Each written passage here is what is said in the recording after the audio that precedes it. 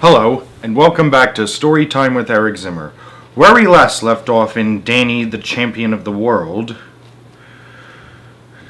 Danny and his father have gone into the forest to put those boiled raisins with sleeping powder into the peasants, or at least are hoping the peasants will eat them. Oh, I can't wait to find out what happens next. So you ready? Alright. Let's begin. Chapter 15. The Keeper. We sat on the grassy bank below the hedge, waiting for darkness to fall. The sun had set now, and the sky was a pale smoke blue, faintly glazed with yellow. In the wood behind us, the shadows and the spaces in between the trees were turning from gray to black. You could offer me anywhere in the world at this moment, my father said, and I wouldn't go. His whole face was glowing with happiness. We did it, Danny, he said, laying a hand gently on my knee. We pulled it off. Doesn't that make you feel good? Terrific, I said, but it was a bit scary while it lasted. But that's what poaching's all about, he said. It scares the pants off us. That's why we love it. Look, there's a hawk. I looked where he has pointed and saw a sparrow hawk hovering superbly in the darkening sky above the plowed field across the track. It's his last chance for supper tonight, my father said. He'll be lucky if he sees anything now. Except for the swift fluttering of its wings, the hawk remained absolutely motionless in the sky. It seemed to be suspended by some invisible thread, like a toy bird hanging from the ceiling. And suddenly it folded its wings and plummeted towards the earth at an incredible speed. This was a sight that always thrilled me. What do you think he saw, Dad? A young rabbit, perhaps, my father said. Or a vole or a field mouse. None of them has a chance when there's a sparrowhawk overhead. We waited to see if the hawk would fly up again. He didn't, which meant he had caught his prey and was eating it on the ground. How long does a sleeping pill take to work? I asked. I don't know the answer to that one, my father said. I imagine it's about half an hour. It might be different with peasants, though, Dad. It might, he said. We've got to wait a while anyways, to give the keepers time to go home. They'll be off as soon as it gets dark. I brought an apple for each of us, he added, fishing into one of his pockets. A Cox's orange pippin, I said, smiling. Thank you very much. We sat there munching away. One of the nice things about a Cox's orange pippin, my father said, is that the seeds rattle when it's ripe. Shake it and you can hear them rattling. I shook my half-eaten apple. The seeds rattled. I didn't know that. I'll have to try an apple like that sometime.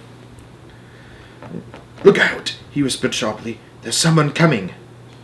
The man had appeared suddenly and silently out of the dusk and was quite close before my father saw him. It's another keeper, he whispered. Just sit tight. Don't say a word. We both watched the keeper as he came down the track towards us. He had a shotgun under his arm, and there was a black Labrador walking at his heel. He stopped when he was a few paces away, and the dog stopped with him and stayed behind him, watching us through the keeper's legs. Good evening, my father said, nice and friendly. This one was a tall, bony man with a hard eye and a hard cheek, and hard, dangerous hands. I know you, he said, coming closer. I know the both of you. My father didn't answer this. You're from the filling station, right? His lips were thin and dry with some sort of a brownish crust over them. You're from the filling station, and that's your boy, and you live in that filthy old caravan, right? What were you playing? My father said. 20 questions. The keeper spat out a big gob of spit. Ugh. And I saw it go sailing through the air and land with a plop in a patch of dry dust 6 inches from my father's plaster foot. It looked like a little baby oyster lying there. Ugh! Baited, the man said. Go on! Get out! When he spoke, his upper lip lifted above the gum, and I could see a row of small discolored teeth. One of them was black. The others were brownish yellow, like the seeds of a pomegranate.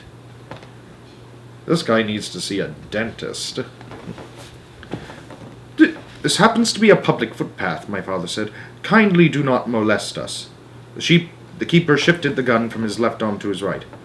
You're loitering, he said, with intent to commit a nuisance. I could run you in for that. No, you couldn't, my father said. All this made me rather nervous. I see you broke your foot, the keeper said. You didn't by any chance fall into a hole in the ground, did you? It's been a nice walk, Danny, my father said, putting her hand on my knee, but it's time we went home for our supper. He stood up, and so did I. We wandered off down the track the way we had come, leaving the keeper standing there, and soon he was out of sight in the half-darkness behind us. That's the head keeper, my father said. His name is Rabbits. Do we have to go home, Dad? Home? My father cried. My dear boy, we're just beginning. Come in here.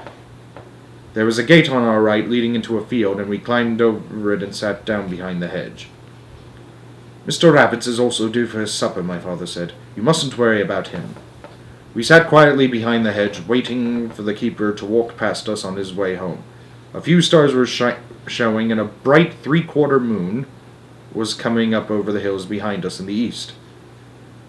We have to be careful of that dog, my father said. When we come by, hold your breath.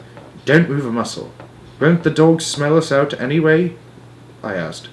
No, my father said. There's no wind to carry the scent. Look out! Here they come. Don't move. The keeper came loping softly down the track with a dog patting quick and soft-footed at his heel. I took a deep breath and held it as they went by. When they were some distance away, my father stood up and said, It's all clear. He won't be coming back tonight. Are you sure? I'm positive, Danny.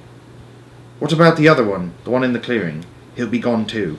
Mightn't one of them be waiting for us at the bottom of the track, I asked, by the gap in the hedge? There wouldn't be any point at him doing that, my father said. There's at least 20 different ways of reaching the road when you come out of Hazel's Wood. Mr. Rabbit knows that. We stayed behind the hedge for a few minutes more, or just to be on the safe side. Isn't it a marvellous thought, though, Danny, my father said, that there's about 200 peasants at this very moment roosting up in the trees, and already they're beginning to feel groggy. Soon they'll be falling out of the branches like raindrops. The 3/4 moon was well above the hills now, and the sky was filled with stars as we climbed back over the gate and began walking up the track towards the wood.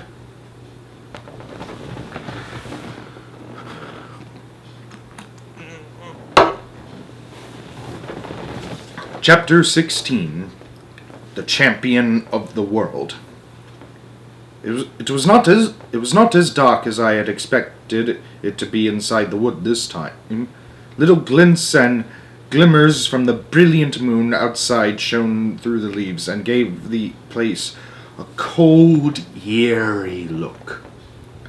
I brought a light for each of us, my father said. We're going to need it later on. He handed me one of those small pocket flashlights shaped like a fountain pen. I switched mine on. It threw a long, narrow beam of surprising brightness, and when I moved it around, it was like waving a very long white wand among the trees. I switched it off. We started walking back towards the clearing where the pheasants had eaten the raisins. This, my father said, will be the first time in the history of the world that anyone has ever tried to poach roosting pheasants. Isn't it marvellous, though, to be able to walk around without worrying about keepers? You don't think Mr. Rabbit might have sneaked back again just to make sure? Never, my father said. He's gone home to his supper. I couldn't help thinking that if I had been Mr. Rabbit, and if I had seen two suspicious-looking characters lurking just outside my precious pheasant wood, I certainly would not have gone home to my supper. My father must have sensed my fears, because once again he reached out and took my hand in his, folding his long, warm fingers around mine. Hand in hand, we headed our way through the trees towards the clearing. In a few minutes, we were there. "Here's where we threw the raisins," my father said. I peered through the bushes. The clearing lay pale and milky in the moonlight. "What do we do next?" I asked. "We stay here and wait," my father said. I could just make out his face clear under the peak of his cap, the lips pale, the cheeks flushed, the eyes shining bright. "Are they all roosting, Dad?" "Yes, they're all around us. They don't go far." "Could I see them if I shone my light up into the branches?" "No," he said. "They go up pretty high and they hide in among the leaves." We stood waiting for something to happen. Nothing happened. It was very quiet there in the woods. "Danny," my father said. "Yes, Dad. I've been wondering how a bird manages to keep its balance sitting on a branch when it's asleep." "I don't know," I said. "Why?" "It's very peculiar," he said. "What's peculiar?" "It's peculiar that a bird doesn't top off its perch as soon as it goes to sleep. After all, if we were sitting on a branch and we went to sleep, we would fall off at once, wouldn't we? Birds have claws and long toes, Dad. I expect they hold on with those." "I know that, Danny, but I still don't understand why the toes keep gripping the perch once the bird is asleep. Surely everything goes limp when you fall asleep." I waited for him to go on. "I was just thinking," he said, "that if a bird can keep its balance when it's asleep, then surely there isn't any reason why the pillows shouldn't make them fall down." "It's doped," I said. "Surely it will fall down if it's doped." "But isn't that simply a deeper sort of sleep?" he said. "Why should we expect it to fall down just because it's in a deeper sleep?" There was a gloomy silence. "I should have tested it with roosters," my father said. Suddenly the blood seemed to have drained right out of his cheeks. His face was so pale I thought he might be going to faint. "My dad would have tested it with roosters before he did anything else," he said. At that moment there came a soft thump from the woods behind us. "What was that?" I asked. "Shh!" We stood listening. "Thump!" "There's another," I said. It was a deep, muffled sound as though a bag of sand had been dropped to the ground.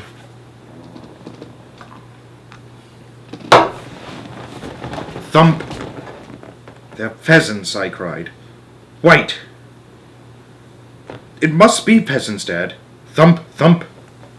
"You may be right, Danny." We switched on our flashlights and ran towards the sounds. "Where were they?" my father said. "Over here, Dad. 2 of them are over here." "I thought they were this way." "Keep looking. They can't be far." We searched for about a minute. "Here's one," my father called. When I got to him, he was holding a magnificent cockbird in both hands. We examined it closely with our flashlight. "It's doped to high heaven," my father said. "It won't wake up for a week." "Thump! There's another," I cried. "Thump, thump! 2 more," my father said. "Thump, thump, thump, thump!" "Jeepers," my father said. "Thump, thump, thump, thump, thump, thump!" All around us, the pheasants were starting to rain down out of the trees. We began rushing around madly in the dark, sweeping the ground with our flashlights. Thump, thump, thump! This lot fell almost on top of me. I was right under the tree as they came down, and I found all 3 of them immediately. 2 cocks and a hen. They were limp and warm, their feathers wonderfully soft in the hand. "Where shall I put 'em, Dad?" I called out. "Lay them there, Danny. Just pile them up here where it's light."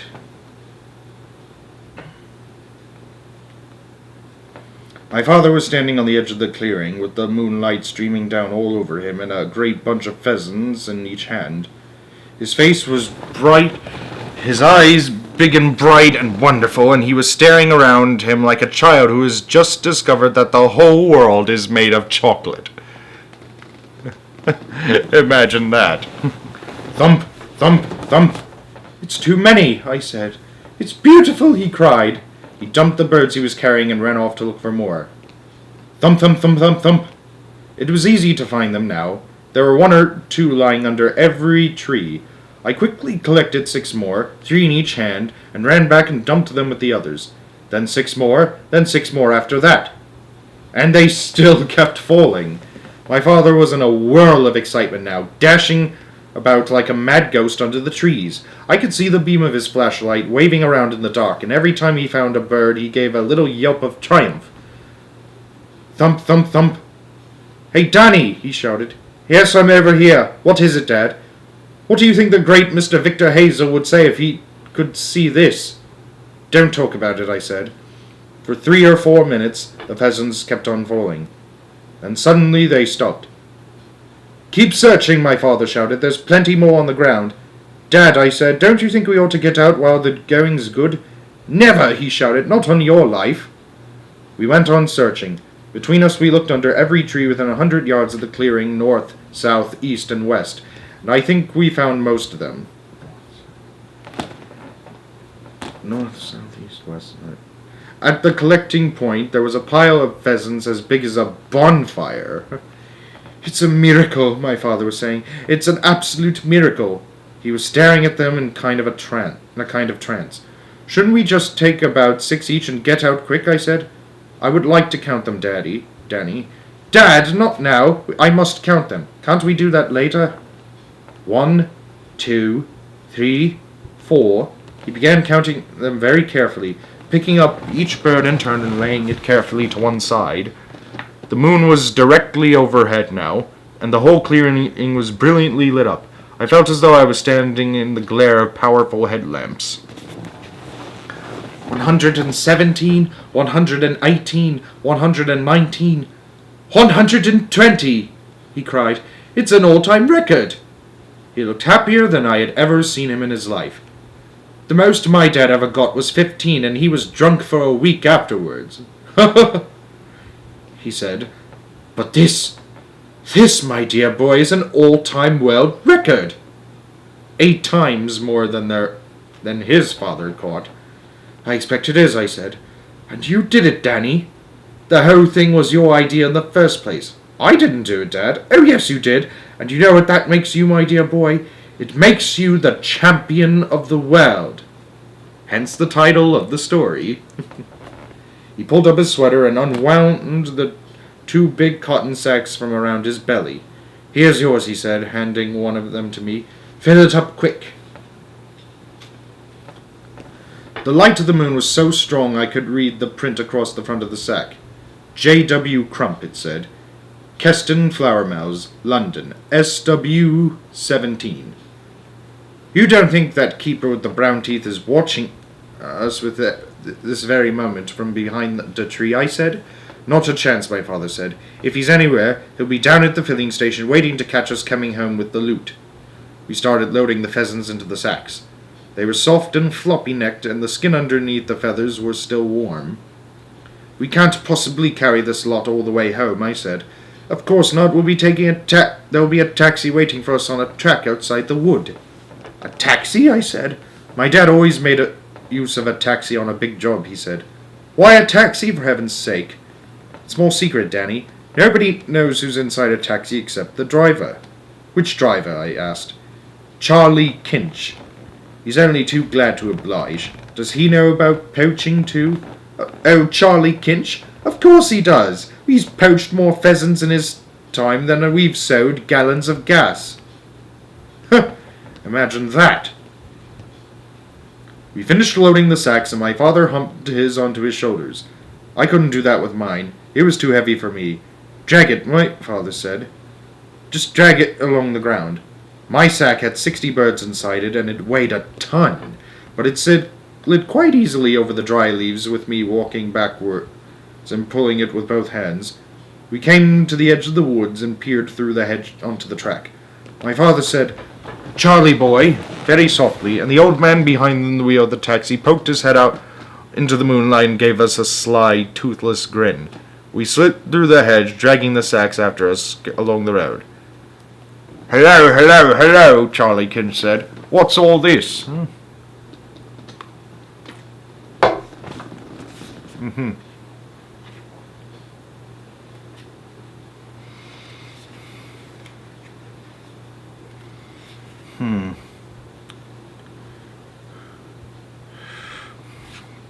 To be continued.